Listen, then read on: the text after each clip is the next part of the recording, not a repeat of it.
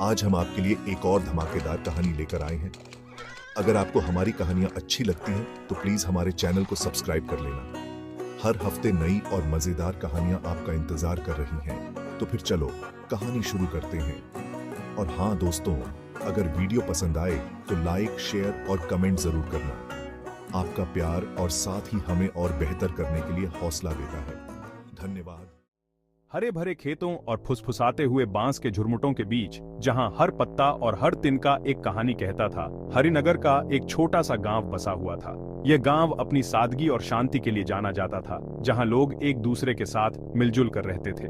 जिंदगी आराम से चल रही थी। हवा में चमेली और ताजी बनी रोटी की खुशबू थी। हर सुबह गांव की औरतें ताजे फूलों से घर सजाती और बच्चे खेतों में खेलते। लेकिन इस खूबसूरत सी जगह पर एक राज छुपा था। एक ऐसा राज जो गांव की हर गली और हर मोड़ पर महसूस किया जा सकता था। एक ऐसी सीक्रेट जो पीढ़ी दर पीढ़ी बताई जाती थी। बुजुर्ग लोग रात को आग के पास बैठकर बच्चों को इस रहस्य की कहानियां सुनाते थे।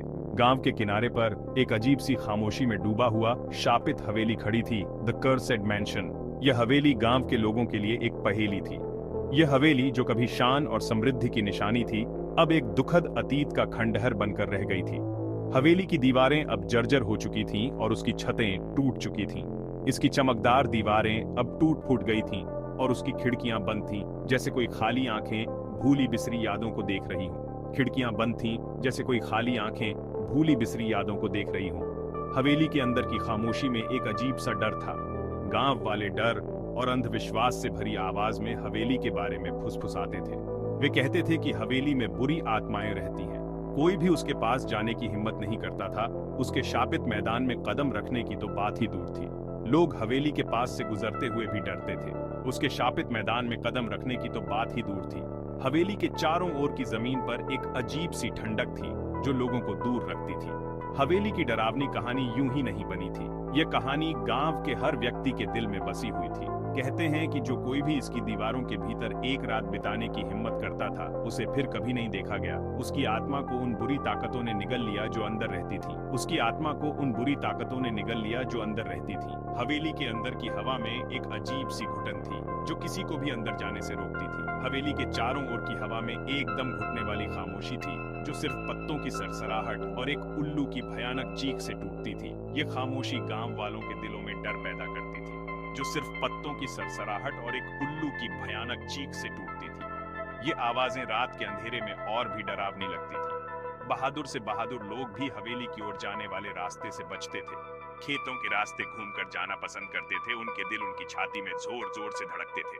खेतों के रास्ते घूमकर जाना पसंद करते थे। उनके दिल उनकी छाती में जोर जोर से धड़कते थे। हवेली के पास से गुजरते हुए भी लोग अपने कदम तेज कर लेते थे। उनके दिल उनकी छाती में जोर जोर से धड़कते थे। हवेली के पास से गुजरते हुए भी लोग अपने कदम तेज कर लेते थे। ये डर उनके दिलों में गहराई तक बसा हुआ था। हवेली एक खामोश पहरेदार की तरह खड़ी थी, जो शांत दिखने वाले गांव की सतह के नीचे छिपे अंधेरे की याद दिलाती थी। यह हवेली गांव के लोगों के लिए एक चेतावनी थी, जो शांत दिखने वाले गांव की सतह के नीचे छिपे अंधेरे की याद दिलाती थी। यह अंधेरा गांव के हर कोने में महसूस किया जा सकता था और हवेली इसका केंद्र थी। शापित हवेली का इतिहास जितना दिलचस्प था, उतना ही दुखद भी। यह कभी अमीर और रसूखदार ठाकुर राजवीर सिंह का घर हुआ करता था, जो अपनी दरियादिली और दयालुता के लिए जाने जाते थे। उन्होंने अपना दिल और जान लगाकर हवेली बनवाई थी। अपने और अपनी प्यारी पत्नी के लिए एक घर बनाया था। हवेली उनके प्यार का प्रतीक थी। हर ईंट और पत्थर उनकी खुशी की कहानियां कहता था। राजवीर सिंह को बेहतरीन चीजों का शौक था और हवेली उनकी इसी खूबी को दर्शाती थी।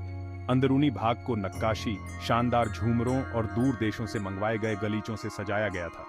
हवेली में एक बड़ा सा पुस्तकालय था, जिसकी अलमारियों में इतिहास, दर्शन और कला की किताबें भरी हुई थीं, जो राजवीर सिंह की ज्ञान की प्यास को दर्शाती थीं। लेकिन लगता है कि किस्मत को कुछ और ही मंजूर था। मेरी दुनिया तब बिखर गई जब मेरी पत्नी रहस्यमय तरीके से बिना कोई निशान छोड़े गायब हो गई। एक दिन वो यहीं थी। हवेली के गलियारों में उनकी हंसी गूंज रही थी और अगले ही दिन वो गायब हो गई। हवा में गायब, एक ऐसा खालीपन छोड़कर चली गई जिसे वक्त भी नहीं भर सका। मैंने उन्हें ढूंढने में कोई कसर नहीं छोड़ी।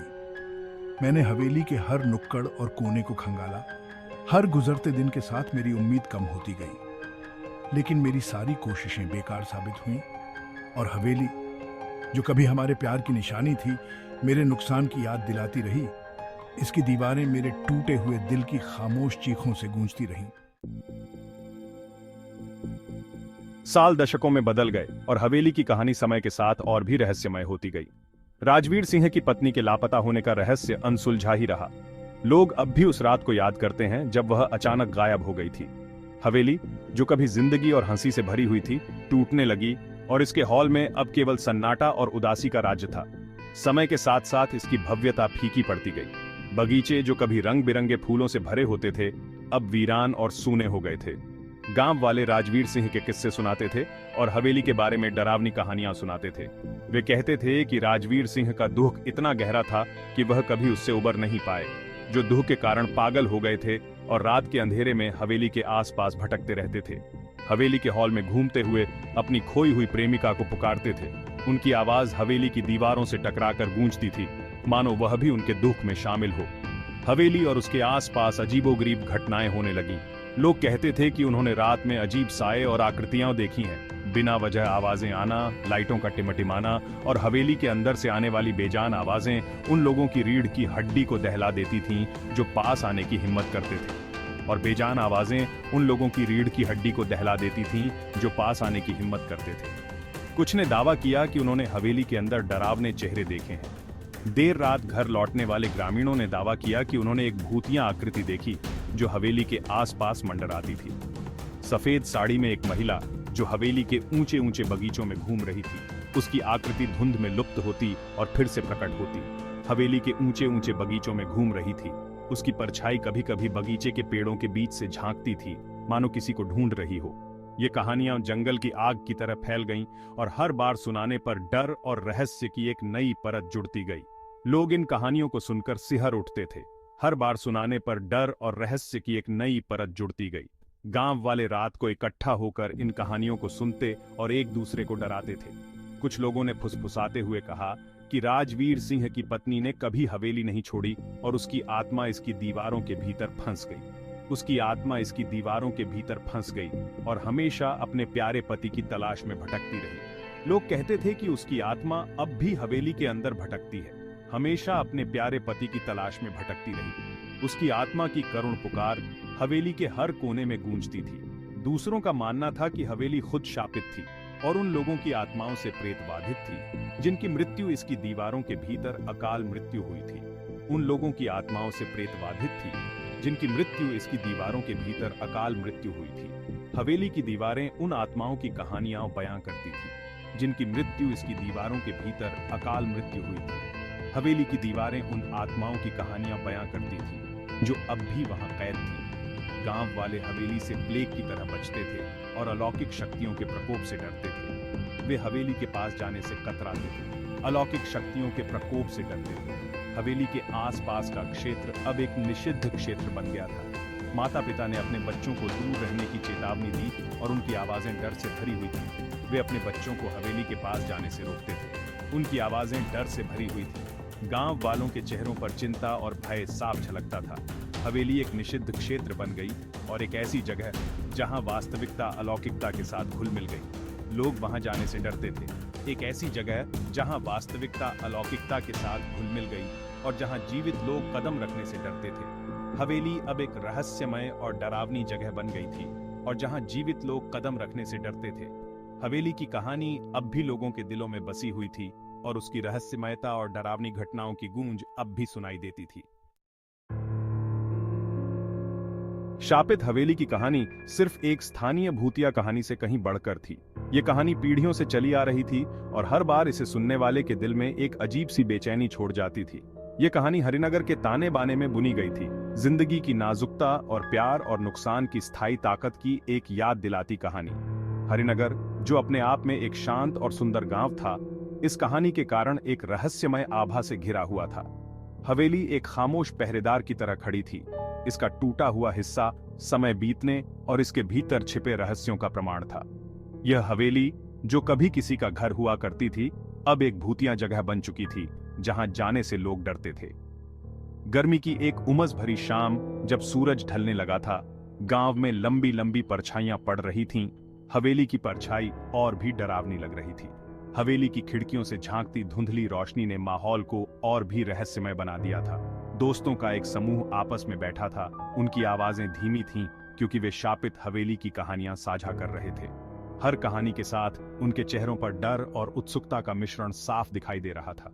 पता है, मैं हमेशा से ही अनजान चीजों की ओर आकर्षित रहा हूँ, रोजमर्रा की जिंदगी की सतह के नीचे छिपे रहस्यों की ओर।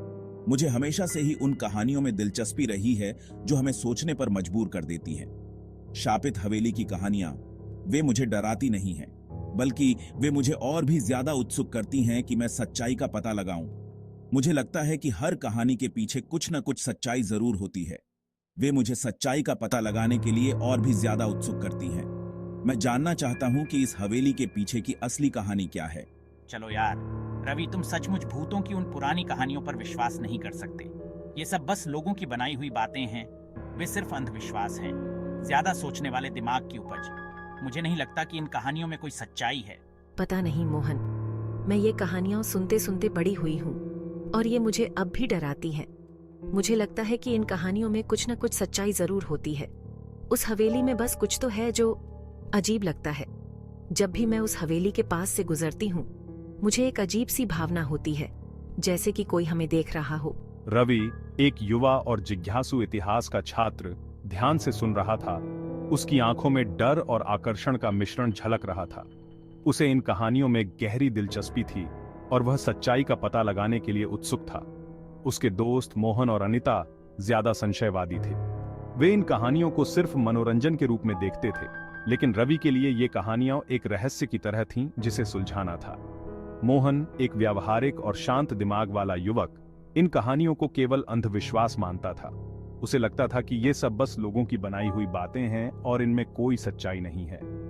दूसरी ओर अनिता, जब भी हवेली का जिक्र होता था तो उसके मन में उठने वाली बेचैनी की भावना को झटक नहीं पाती थी। वह ये कहानियां सुनते सुनते बड़ी हुई थी और उन्होंने उसके मन पर एक अमिट छाप छोड़ी थी। उसे लगता था कि इस हवेली में कुछ न कुछ ऐसा जरूर है जो सामान्य नहीं है। वह ये कहानियां सुनते सुनते बड़ी हुई थी और उन्होंने उसके मन पर एक अमिट छाप छोड़ी थी। हवेली की कहानियां उसके दिल में एक अजीब सी बेचैनी और डर पैदा करती थीं और वह हमेशा से जानना चाहती थी कि इस हवेली के पीछे की सच्चाई क्या है।